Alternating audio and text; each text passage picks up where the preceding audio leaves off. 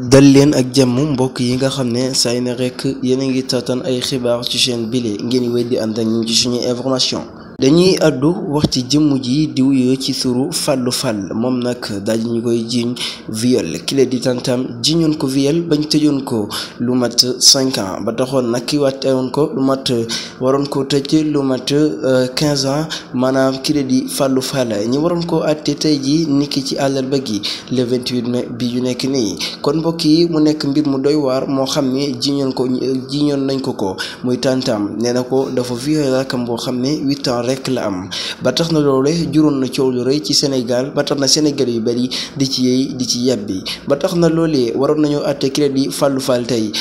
tantam ji nag tuddi Fatima Dieng moom nag bi ñu xam ne waroon nañu àtte Fallou Fall tey ji waaye it moom teewut ci tribunal ba benn yoon ba tax na loolee juge bi daal di nay aj mbir mi nga xam ne mooy àtte bi ngir aj ko ba benn yoon buñ sukkandikoo ci maître El Hadji Diouf ki nga xam ne mooy avocat bi layal Fallou Fall avocat bu xam ne kenn du ko naatable ci Sénégal moom nag buñ sukkandikoo ci li mu wax naan nee na juge bi daal dinay aj li nga xam mooy projet bi ba beneen yoon